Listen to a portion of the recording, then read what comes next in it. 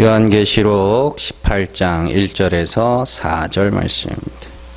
같이 읽습니다. 이 일 후에 다른 천사가 하늘에서 내려오는 것을 보니 큰 권세를 가졌는데 그의 영광으로 땅이 환하여지더라. 힘찬 음성으로 외쳐 이르되 무너졌도다 무너졌도다 큰 성 바벨론이여 귀신의 처소와 각종 더러운 영이 모이는 곳과 각종 더럽고 가증한 새들이 모이는 곳이 되었도다. 그 음행의 진노의 포도주로 말미암아 만국이 무너졌으며 또 땅의 왕들이 그와 더불어 음행하였으며 땅의 상인들도 그 사치의 세력으로 치부하였도다 하더라. 또 내가 들으니 하늘로부터 다른 음성이 나서 이르되 내 백성아 거기서 나와 그의 죄에 참여하지 말고 그가 받을 재앙들을 받지 말라. 아멘. 말씀 나누겠습니다. 요한계시록 100번째 시간입니다. 내가 나오게 하겠다입니다. 지난주에 우리는 바벨론에서 나오라고 하는 그 그리스도의 음성에 대해서 배웠습니다. 바벨론은 스스로 영생에 이르자, 내 힘으로 구원에 이르자 하는 마귀적 가르침이죠. 그래서 거기서 벗어난다는 것은 나는 죽은 죄인임을 자백하고 그 죄를 사하시기 위하여 우리 대신에 저주받아 죽으신 예수 그리스도를 믿고 그리스도를 죽은 자 가운데서 살리신 하나님을 믿는 것입니다. 그러니까 다른 말로 하면 바벨론 아래에 있는 사람들은 내가 살겠다고 하는 자들이고 거기서 벗어난 자들은 나는 죽은 자야. 그래서 나는 예수를 믿어야 되는 자야. 이렇게 가는 게 그들이 바벨론에서 벗어나는 겁니다. 그래서 그러나 인간들은 스스로 죽을 수 없는 자들이기 때문에 이게 중요한 거예요. 스스로가 죽을 수가 없는 자들이기 때문에 하나님이 성령을 보내셔서 그들을 뭐 하겠다고요? 죽여서 살리겠다고요. 그래서 바벨론에서 좀 이따가 살펴볼 거예요. 바벨론에서 벗어나는데 성령을 부으셔서 죽여서 벗어나게 하시는 그런 모양입니다.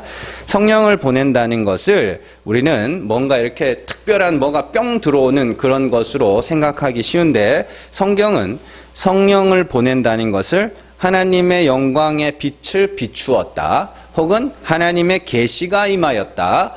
그렇게 이야기를 하는 겁니다. 그래서 사도행전에서 성령이 혀같이 불의 혀 이렇게 되는데 그게 말이에요. 말이 임했다 이런 뜻입니다. 그래서 쉽게 말해서 하나님이 죽은 자를 살리시는 은혜의 하나님이심을 여러분들 마음에 빛으로 팍 비춰지게 되면 그 말씀에 의하여 말씀대로 되는 거예요. 그게 그 말대로 되는 게. 죽은 자를 살리신 하나님이니까 먼저 뭐 해야 되는 거예요? 죽여죠. 그렇죠. 죽고 그 다음에 살아나는 겁니다. 그러니까 그게 말씀대로 되는 거예요. 그러니까 내 말대로 된다. 이런 말들이 그런 이야기란 말이에요. 그래서 빛이 비치면 내가 죽은 죄인임이 스스로에게 내 안에서 일어나는 일이니까 내가 나 자신을 그렇게 알게 될 거 아닙니까? 그래서 스스로에게 내가 죄인임이 탄로가 나게 되고 그로 인하여 자신의 죄를 자백하며 예수 그리스도의 십자가를 의지하게 되는 것이죠. 그래서 그런 과정들에 있기 때문에 믿음이라는 것이 스스로 가질 수가 없는 것이다라고 이야기를 하는 것이죠. 그러니까 제가 이렇게 말씀을 드려도 하나님이 여러분들 안에 그 어둠의 영 이렇게 돼 있고 세상의 신 이렇게 돼 있는데 그걸 걷어내시고 그 빛을 비춰주시지 않으면 암만 말해줘도 그게 뭔 말인지 모르는 거예요. 그러나 하나님이 깨닫게 하실 때가 있기 때문에 늘 이 복음이 전해져야 되는 것이란 말입니다. 자, 그래서 이 세상은 바벨론은 내가 살았다 하는 자들이고 거기서 벗어난 성도는 나는 죽은 자이나 내 안에 그리스도로 말미암아 살았다. 그렇게 이야기해요.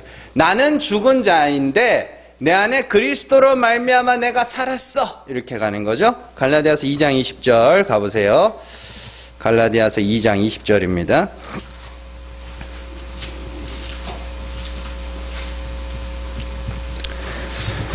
같이 읽습니다. 19절 20절 같이 읽습니다. 내가 율법으로 말미암아 율법에 대하여 죽었나니 이는 하나님에 대하여 살려 함이라. 내가 그리스도와 함께 십자가에 못 박혔나니 그런즉 이제는 내가 사는 것이 아니요 내 안에 그리스도께서 사시는 것이라. 이제 내가 육체 가운데 사는 것은 나를 사랑하사 나를 위하여 자기 자신을 버리신 하나님의 아들을 믿는 믿음 안에서 사는 것이라. 아멘. 율법으로 말미암아 율법에 대하여 죽었다. 율법을 통하여 내가 죄인임을 알면 그 율법에 대하여 죽는 거거든요. 그렇게 죽으면 하나님에 대하여 산 자다. 그래서 20절로 넘어가서 이제는 내가 사는 것이 아니요 내가 산 자가 아니라 이 말이에요. 내 안에 계신 그리스도가 사시는, 이렇게 되는데 그리스도가 나를 살게 하는 분이야, 이렇게 이야기하는 것이죠. 이처럼 내가 살았다 하는 자들은 자신이 산 자임을 증명하기 위하여 끊임없이 자신의 의로운 삶과 선행과 지식과 공로와 업적으로 자신의 살았음을 증명하며 살아가죠. 그래서 그 바벨론의 하에서 이마에 666이라는 짐승의 표를 받은 자들이 다 어떻게 해요? 쉼이 없다고 그러죠. 그 이야기예요. 계속 내가 살았음을 증명해야 되기 때문에. 그래서 그들은 착하게도 살고 구제도 하고 봉사도 하고 막 종교행위도 열심히 하면서 쉼없이 뭔가를 해요. 그러나 나는 죽었으나 내 안에 그리스도로 말미암아 살았다 하는 자들은 자신이 죽은 죄인임을 날마다 알아가고 거기서 그리스도로 인하여 내가 살게 되었음을 알기 때문에 그들은 이제 뭐예요? 내가 살았다를 증명하기 위한 그 몸부림은 치지 않아도 된다. 그래서 그들에게는 쉼이 있어. 이렇게 이야기를 하는 것이죠. 자, 지금까지 우리가 살펴본 내용을 근거로 본문의 말씀들의 그 자세한 내용들을 살펴보도록 하겠습니다. 먼저 1절에 등장하는 다른 천사가 하늘에서 내려오는데 큰 권세를 가졌고 그의 영광으로 말미암아 땅이 환하여졌다, 이렇게 이야기합니다. 이게 굉장히 중요한 말씀이에요. 앞서 11장에 가면 권세를 받은 자들이 하나 나오는데 그들이 하는 일이 무엇인지를 알면 땅이 환하여졌다는 게 뭔지를 알 수 있어요. 11장 3절로 한번 가보세요. 11장 3절입니다.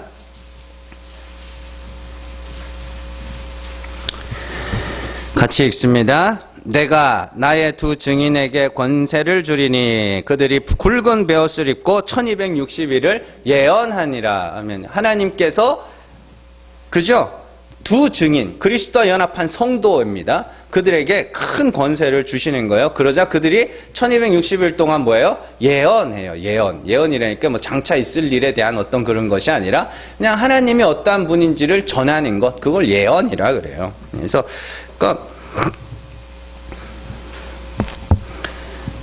보면은 천사, 막 계시록에 천사 막 그러는데 천사는 날개 달린 천사들만을 이야기하는 것이 아니라 하나님의 보내심을 받은 자들 전체를 그냥 천사라고 이렇게 이야기합니다. 그래서 천사라는 단어, 그 앙겔로스는 그냥 사자예요. 원래 뜻이 사자, 보냄을 받은 자라는 뜻이고, 사도라는 단어 역시 아포스텔로스 역시 보내심을 받은 자. 그래서 사도 바울이 로마서 10장에서 그러죠.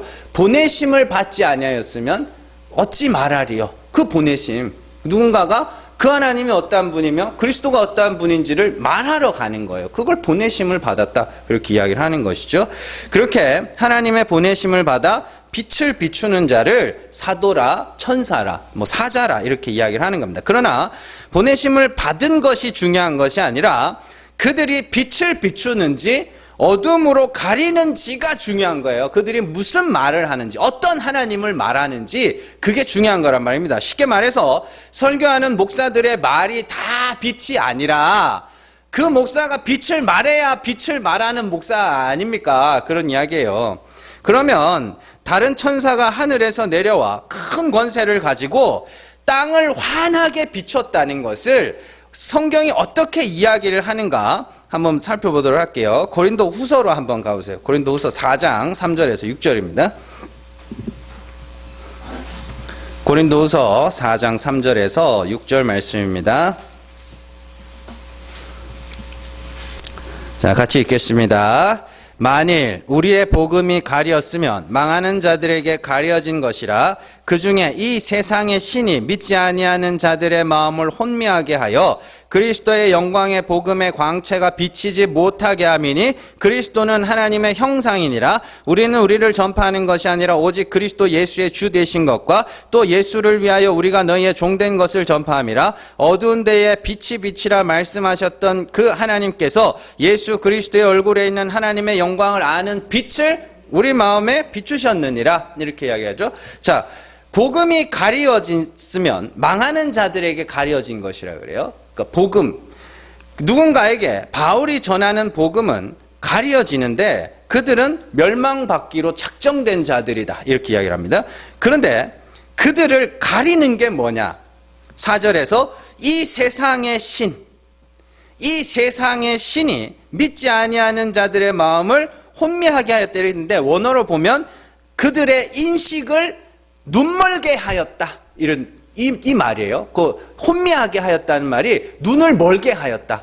그러니까 쉽게 말해서 이 세상의 신이라는 것이 빛을 비추는데 그걸 가로막고 있는 그런 모양입니다. 그러니까 이 세상의 신이라는 것은 하나님과 맞서는 어떤 다른 신들을 이야기하는 것이 아니라 세상이 보편적으로 알고 있는 하나님, 세상이 보편적으로 알고 있는 신 있죠? 뭔지는 모르지만 대충 상상해서 신이 있다면 이런 존재겠지, 그렇게. 그래서 그 신이 진짜 하나님이 빛이 비치는데 그 신이 가로막고 있는 그런 모양입니다. 그래서 이 세상의 신이라는 것은 한마디로 요약하면 율법의 하나님이에요. 그래서 이 세상에 신이 있으면 전부 그 신을 섬기는 사람들이 전부 뭐 하려고 그래요? 자꾸 섬겨서 어떻게 해요? 내 소원을 이루어 달라고. 전부 그거 아닙니까? 근데 그런 신은 없기 때문에 니체라는 인간이 신은 없어, 신이 있다면 어떻게 우리에게 이런 일들을 줄 수가 있어, 이렇게 가버린 거예요. 그런 신은 없어요. 그래서 니체 말이 어느 정도는 맞는 거예요. 그런 신은 애초에 없었으니까.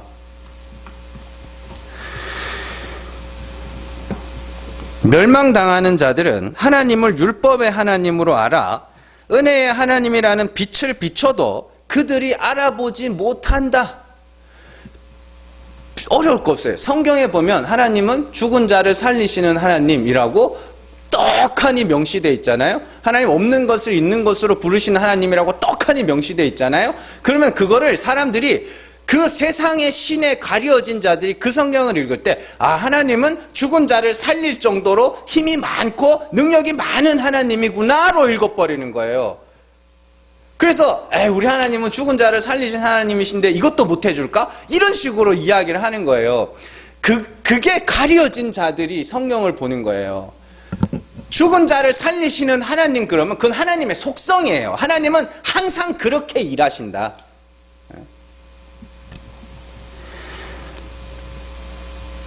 그러면서 빛이 무엇인지를 설명하는데 4장에서 뭐라 그래요? 다시 한번 보세요. 4장 4절. 자, 그 중에 이 세상의 신이 믿지 아니하는 자들의 마음을 혼미하게 하여 그리스도의 영광의 복음의 빛이 비치지 못하게 함이라. 그리스도의 영광의 복음의 빛이 뭐냐? 그 아래 보시면 그리스도는 하나님의 형상이니라. 그죠? 하나님은 보이지 아니하시는 하나님인데 그 하나님이 보이는 모습으로 오신 거예요. 그래서 그 하나님이, 예수 그리스도가 하나님은 이런 분이야 라고 확 보여주신 걸 빛이 비쳤다라고 이야기를 하는 겁니다. 예. 그래서 그러니까 그리스도가 나타내신 그 하나님이 빛이야. 그러면 세상이 알고 있던 하나님은 뭐란 소리예요? 어둠인 것이죠. 그래서 창세기의 1장 3절에 하나님께서 빛이 있으라 하신 그 하나님이 우리 마음에 어떤 일을 하셨다 그래요? 6절.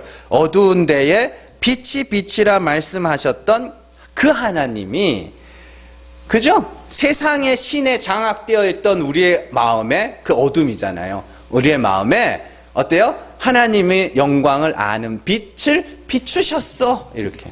네, 그래서 그 빛을 받으면 어떻게 돼요? 내가 죽죠. 내가 죽고 그리고 빛으로 살게 되는 것이죠. 자, 연기파 배우들은 자신들이 연기하는 캐릭터를 분석하기 위해서 실제로 그 분야에 있는 사람들과 인터뷰를 하기도 하고 그들과 함께 생활을 하기도 합니다. 몇 해 전에 큰 흥행을 거두었던 이 부산행이라는 영화에서 그 노숙자 연기를 했던 그 최기아라는 연기자가 있어요. 그 부산행의 노숙자 연기를. 그 사람이 노숙자들의 연기를 완벽하게 행하기 위해서 실제로 노숙자 생활을 했다고 그러죠. 상당 기간 한 걸로 알고 있어요. 그래서 실제로 노숙자들하고 같이 자고 먹고 그 노숙 생활을 한 거예요, 거기서. 근데 예수님은 그렇게 하나님을 관찰하여 연기하는 정도가 아니라 그냥 아예 하나님의 아들이시죠. 요한복음 1장 18절로 한번 가보세요. 요한복음 1장 18절입니다.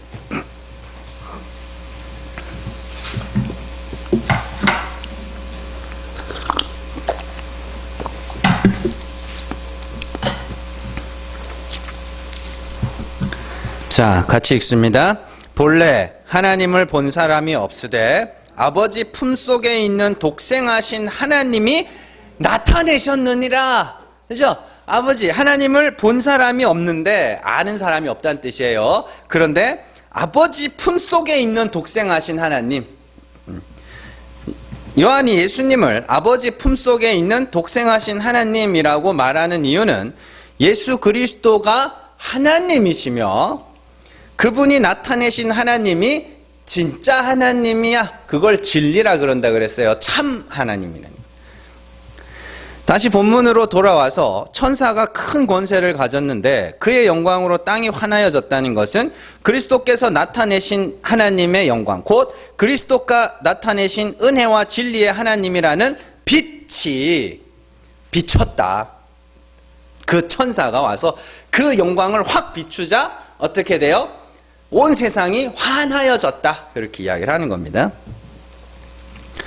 그렇게 땅이 환하여지는데 망하는 자들은 세상의 신이 그 빛을 차단하여 빛을 받지 못하는 것이고 그 가운데 택하심을 입은 자는 그 빛을 받아 죽임을 당하여, 그죠? 그리고 하나님의 다시 살리심에 의하여 부활에 이르러 구원을 받게 되는 그런 이야기입니다.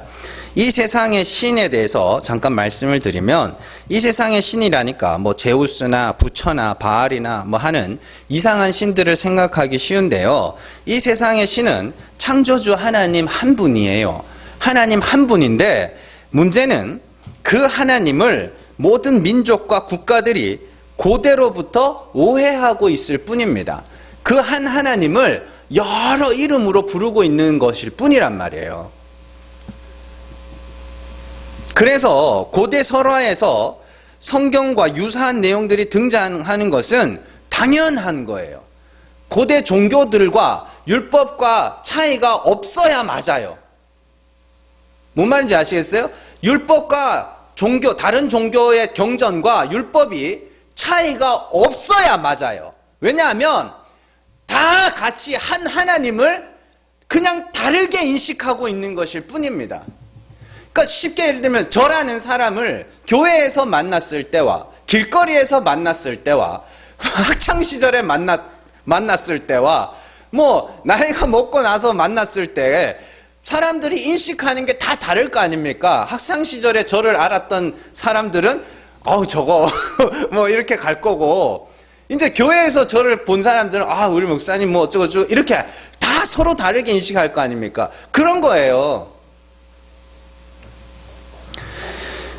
여러분들, 바벨탑 사건이 역사적으로 중요한 의의를 갖고 있는 것은 인간들이 바벨탑을 쌓게 된 계기 중에 하나가 흩어짐을 면하기 위해서입니다. 흩어짐을 면하기 위해서. 그러면 바벨탑 아래에서 당시에 있었던 모든 인간들이 다 그 바벨탑 아래에 있었다는 이야기죠. 흩어짐을 면하기 위하여 바벨탑을 쌓았으니까 온 세상이 그 아래에 있었다는 이야기 아닙니까? 그죠? 그리고 나서 어떻게 해요? 그들이 한 마음으로 우리의 힘으로 하늘에 올라 우리의 이름을 내자라고 했다는 것은 그 자리에 있던 모두가 하나님을 그런 하나님으로 알고 있었다는 뜻이잖아요. 그런데 하나님이 거기서 언어를 갈라버리고 사람들을 흩어버리죠. 그러자 그들이 다 흩어진 거 아닙니까? 그러면 언어만 달라졌을 뿐이지 그들이 알고 있는 하나님의 지식은 다 공통적이어야 맞는 거예요. 그런 거라니까. 한 하나님인데 서로 오해하고 있을 뿐입니다. 그 이슬람의 알라라고 부르는 그들의 신과 우리가 하나님이라고 부르는 그분이 같아요, 달라요? 같잖아요. 같아요. 그들은 아브라함에서 이스마엘로 흘러가는 것일 뿐이고 같다니까요. 근데 문제는 뭐냐면 그 하나님이 서로 다 오해하고 있어요.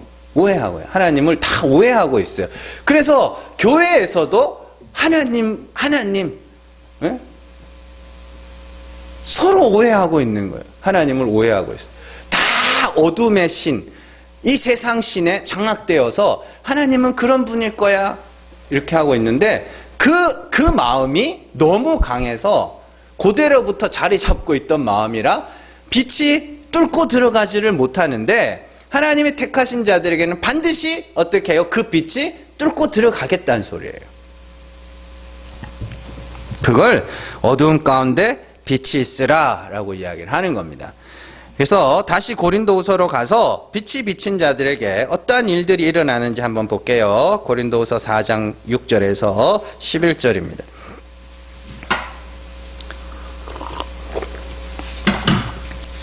고린도후서 4장 6절에서 11절 말씀입니다. 같이 읽습니다. 어두운 데에 빛이라 말씀하셨던 그 하나님께서 예수 그리스도의 얼굴에 있는 하나님의 영광을 아는 빛을 우리 마음에 비추셨느니라.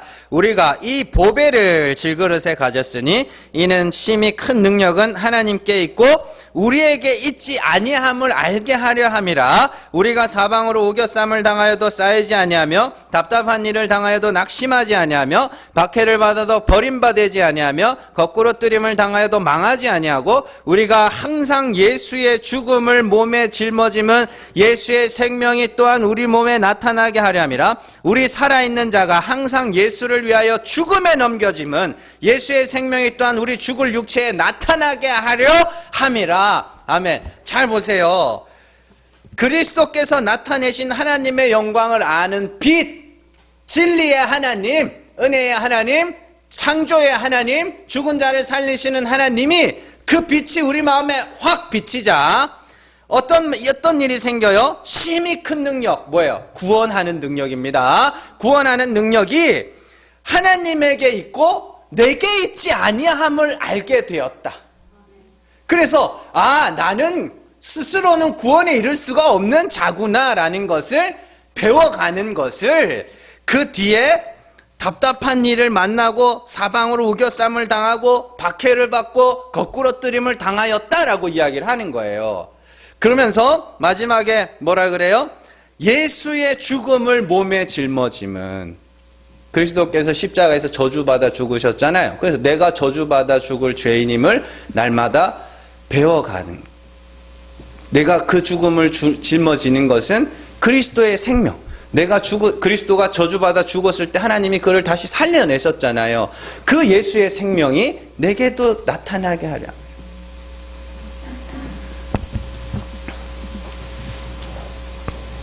그게 빛이 하는 일이 빛. 그래서 11절에 우리 살아있는 자가 항상 예수를 위하여 죽음에 넘겨짐은 이게 사방으로 우겨쌈을 당하고 답답한 일을 만나고 박해를 받았고 뭐 이런 이야기, 거꾸로 뜨림을 당하는, 그게 우리 외부에서 우리를 어떻게 한다는 이야기가 아니고 우리 내부에서 빛을 받은 자들에게서 나타나는 일이에요. 여러분들이 잘 이해를 하셔야 됩니다. 근데 진짜로 내가 그냥 난 죄인이니까 이런 거 아니에요. 여러분들이 정말 죄인이라는 게 고발됐을 때 굉장히 여러분들 정말 수치심을 느끼게 돼 있어요. 그거는. 그러니 하나님의 영광을 비추면, 하나님의 영광을 아는 빛, 하나님이 어떠한 분인지 빛으로 우리 마음에 비치면 우리는 죽은 죄인으로 폭로가 되고 거기서 죽은 자를 살리시는 하나님의 은혜만을 의지하는 것이 당연한 일인 것이죠. 그게 구원받은 자들이 이 역사 속에서 겪어야 할 그리스도의 죽음과 부활인 것입니다. 우리 안에 하나님의 영광을 아는 빛이 비치면 우리가 비밀스럽게 감추고 있는 내 허물들과 내 수치스러운 모습들과 가증한 행사와 내 죄악들이 싹 다 들키게 될 거라는 소리예요. 누구에게? 나에게. 인간들은 자신의 죄를 너무나도 빨리 기억 저편 무의식의 세계로 넘겨버려요. 그런데 하나님이 그 무의식의 세계에 감추고 있던 기억들까지도 다 끄집어내서 다시 보게 하겠다는 소리입니다. 여러분들, 오늘날 기독교가 얼마나 부패했냐면 죄책감을 갖지 말래요. 그리스도께서 죄를 사하여 주셨으니까 죄책감을 갖지 말래요. 그건 성경하고 정반대되는 이야기입니다. 성경은 죄를 덮어서 깨끗하게 한다고 그러지 때밀듯이 깨끗하게 한다 그러지 않아요. 하나님이 그리스도의 피로 그 피를 보고 넘어가시는 것이지 그 안에 있는 어떤 이들이 깨끗해지는 게 아니란 말입니다. 그러면 성도는 그리스도를 믿고 나면 그 죄가 더 선명하게 보여야 맞는 거예요. 그러니까 교회 나와서 죄책감 갖지.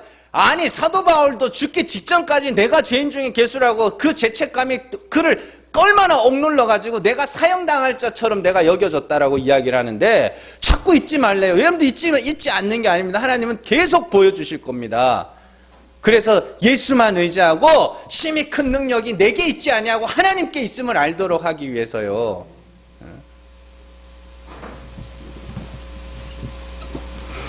그 과정을 겪지 못한 자들이 스스로 살았다 하는 자들입니다. 자신의 죄를 교묘한 핑계와 변명으로 덮어버리고 자신의 착하고 훌륭한 업적들을 근거로 나는 꽤나 훌륭한 사람이라는 자인식을 갖고 있는 자들이 살았다 하는 이름은 있으나 실상은 죽은 자들이에요.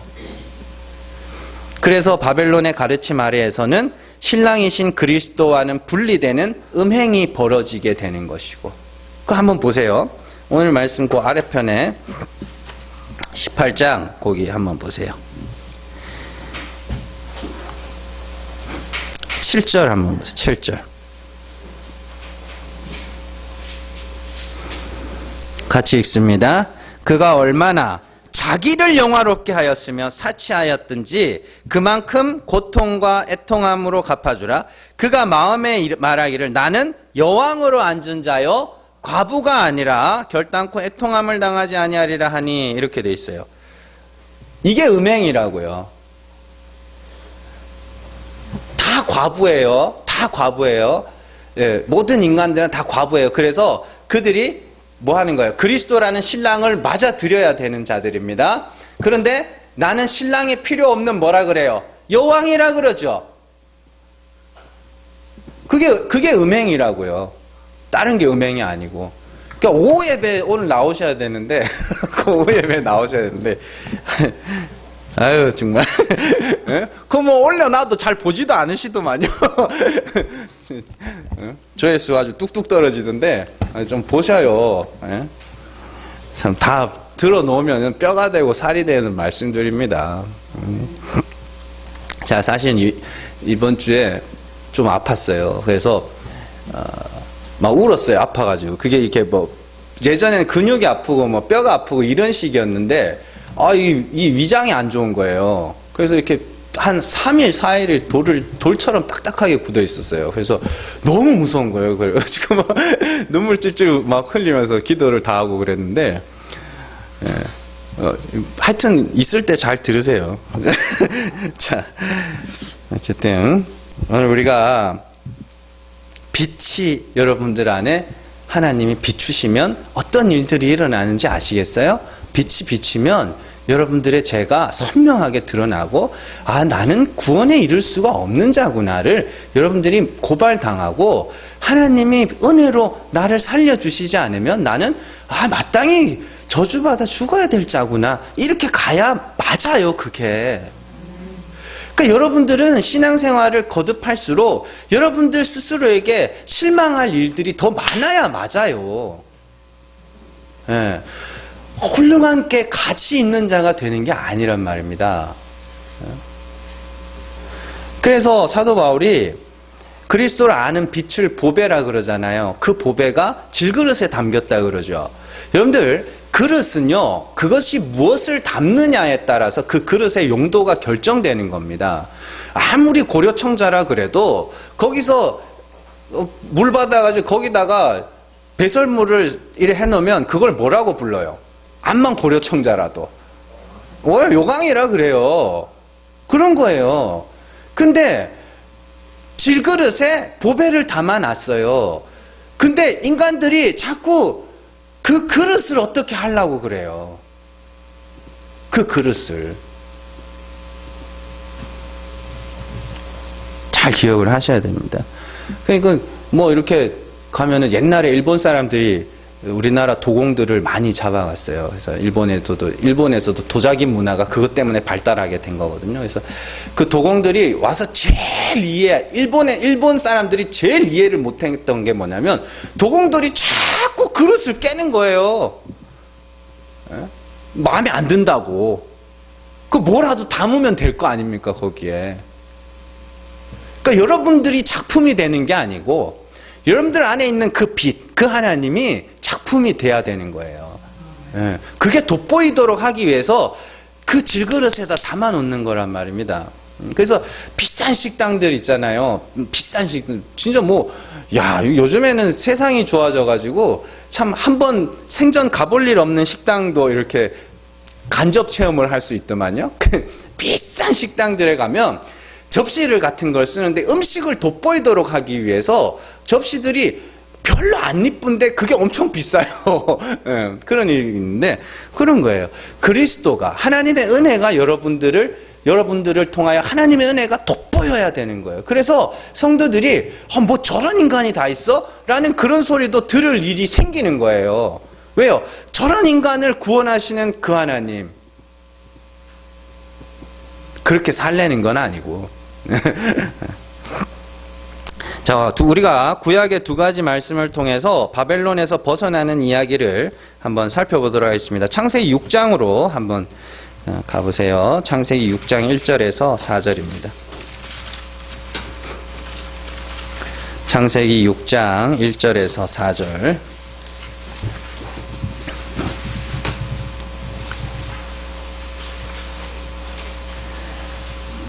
같이 읽습니다.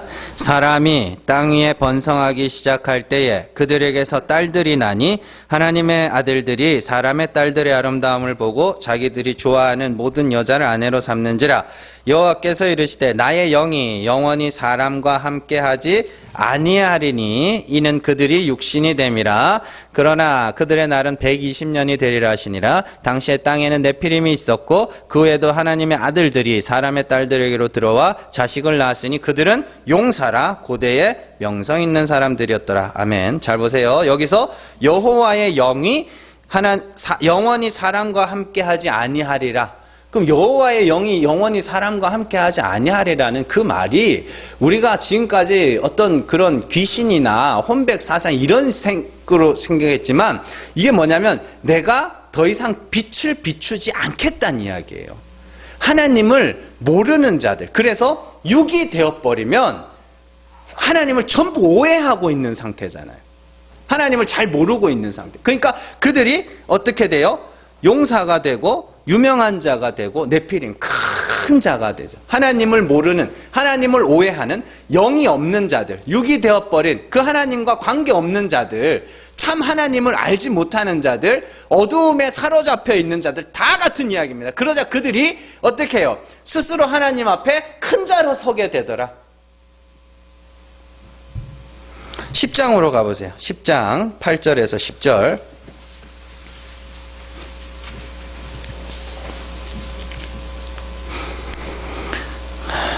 8절에서 10절 같이 읽습니다.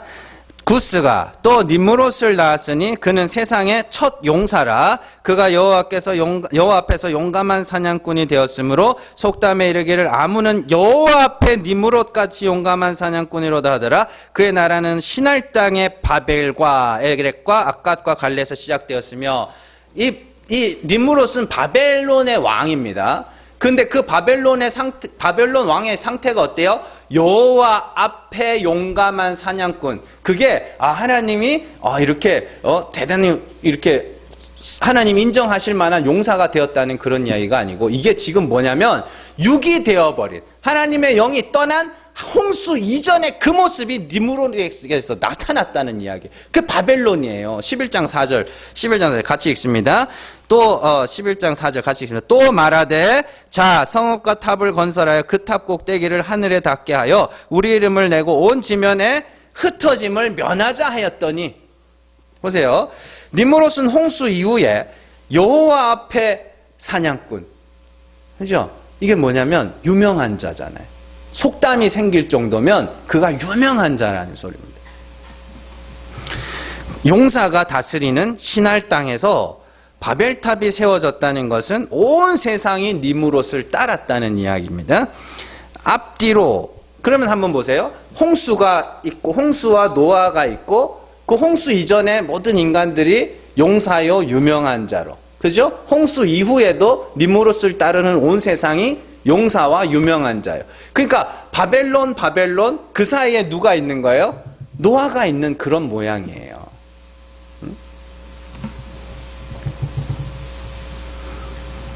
그죠? 그래서 여호와 앞에 용감한 사냥꾼은 여호와를 오해하고 있는 거예요. 여호와 하나님을. 그게 바벨론이잖아요. 하나님을 오해하는 자들. 세상의 신이, 그게 세상의 신이라니까요. 니므롯을 보고 어떤 식이냐면, 니므롯을 보고 그의 용사됨과 그 훌륭한 사냥꾼됨을 보고, 니므롯을 보고 야, 저 사람은 하나님이 인정할 만한 용사야. 그게 바벨론이라니까요. 그게. 근데 세상에 영이 떠나가 버린, 육이 되어버린 인간들도 그렇게 살아가죠. 근데 그 가운데 은혜를 받아 의롭게 된 자가 누구냐면 노아예요. 노아. 그래서 노아가 어떻게 의인이 되었는지를 보여준 것이 홍수가 끝났을 때 있었던 그 포도주 먹고 꼬장 부린 사건이에요. 포도주 먹고 술에 취하여 어떻게 됐어요? 홀라당 벗고 있죠. 벌거벗은 자로 드러나죠. 그러자 함은 바벨론의 아버지입니다. 함이 와서 그 벌거벗음을 지적하죠. 아버지 벌거벗었네. 이거 봐. 이렇게 지적하죠. 그게 바벨론이에요. 그 하나님의 이름으로 뭐 한 거예요? 그 벌거벗음을 지적한 거란 말이죠. 근데 그리스도를 상징하는 거죠. 셈이 어떻게 해요? 그 벌거벗은 것을 자기의 겉옷으로 덮어주죠. 이게 구원이야를 설명하니. 노아가 의롭다 함을, 노아를 당대의 의인이라고 그럽니다. 창세기 6장에 가면 노아가 당대의 의인이라고 칭함받은 이유가 이거야라는 걸 보여주는 거예요. 벌거벗은 자를 그리스도로 옷 입히는. 노아의 이야기가 똑같은 거예요. 아담의 이야기가 똑같은 거예요. 아담이 선악 따먹고 부끄러워지자 이렇게 가짜 옷을 입고 있잖아요. 하나님이 그거 벗기고 뭐 하는 거예요? 새 옷으로 입혀주는 거예요. 짐승의 옷으로. 똑같은 이야기예요. 자, 그렇게 바벨론을 어떻게 탈출하게 되는가? 벌거벗겨서 죽여서 탈출하게 만드는 거예요. 자, 에스겔에서도 동일한 방법으로 바벨론에서 탈출시킵니다. 에스겔 37장으로 한번 가보세요. 에스겔 37장 11절에서 14절.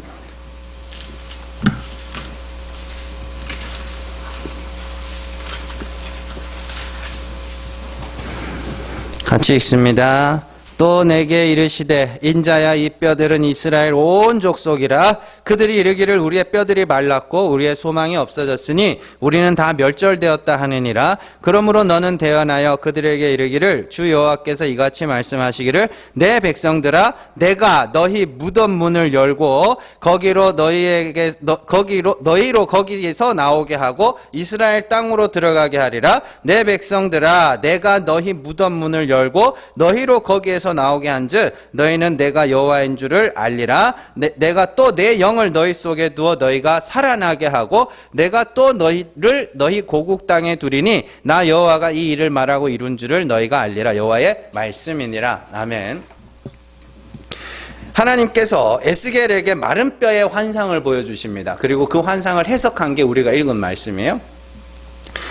자, 마른 뼈들은 이스라엘을 상징하는 자들, 이스라엘이 마른 뼈입니다. 그들의 지금 상태는 우리는 소망이 없고 멸절된 자다 이렇게 이야기를 해요. 그리고 12절에서 우리가 오늘 읽었던 12장, 계시록 12장 4절에서는 내 백성아 거기서 나와라 라고 하죠. 근데 이 말씀 에스겔에서는 뭐라 그러냐면 나와라고 하지 않고 내가 너희를 나오게 하겠다고 이야기해요. 그러면서 내 영을 너희 속에 두어 너희가 살아나게 할 거야.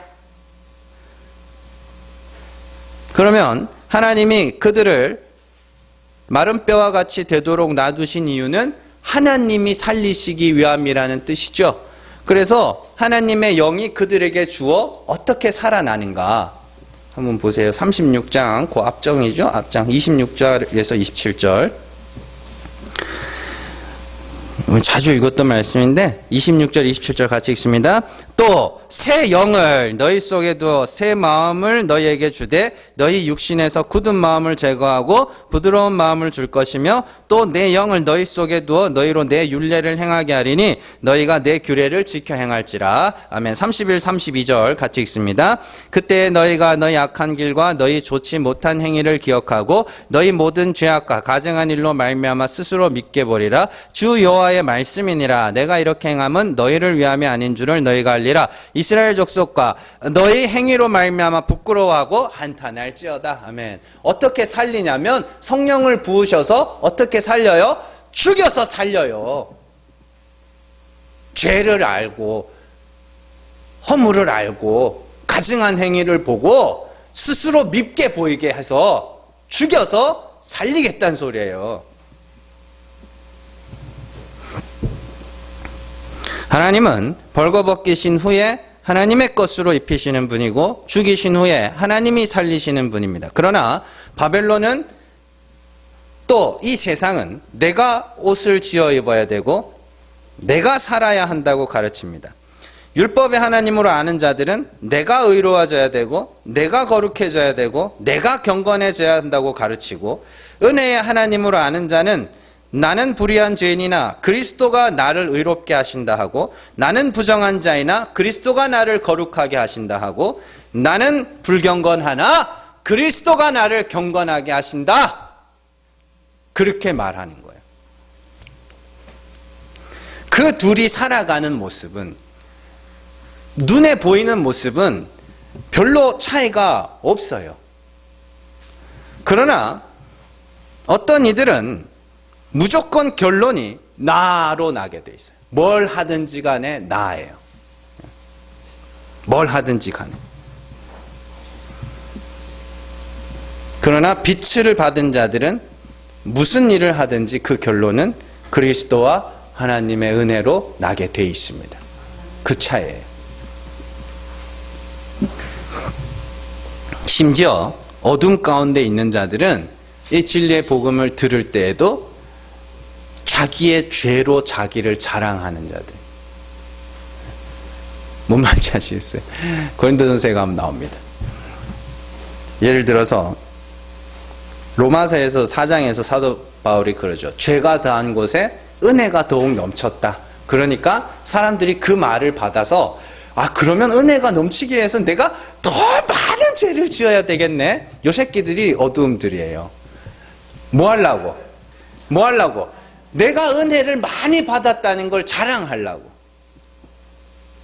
그래서 사도 바울이 고린도전서에서 뭐라 하냐면 묵은 누룩으로도 말고 악한 악하고 더 악독한 누룩으로도 말라는 게 뭐냐면 너희가 뭔가를 착한 일을 많이 하고 율법적 행위를 많이 했다고 너희를 자랑해서도 안 되지만 내가 더 큰 은혜를 받았다고 내가 더 큰 죄인이라고 그런 것도 자랑하지 말라 그래요. 그러니까 한번 보세요. 그러니까 진리를 아는 자들, 빛을 받은 자들은, 빛을 받지 못한 자들, 이 세상의 신이 그들에게 있는 자들은 뭐를 갖다 줘도 나로 끝나죠. 내가 얼마나 큰 죄인인데 그래서 나는 은혜를 더 많이 받은 자야. 그럼 누구 자랑하는 거예요 결국? 은혜 많이 받은 나. 아니요, 성도는 예수를 자랑하는 거예요. 난 예수 아니면 아무것도 아니야. 부끄러워서 그 죄를 알면요, 부끄러워서 그 죄를 자랑하지도 못해요. 그런데 정확하게 그들이 빛인지 어두움인지 구분할 수 있는 그 하나가 방법이 있는데 그게 성경에 나와요. 이사야 60장으로 한번 가보세요. 이사야 60장 1절입니다.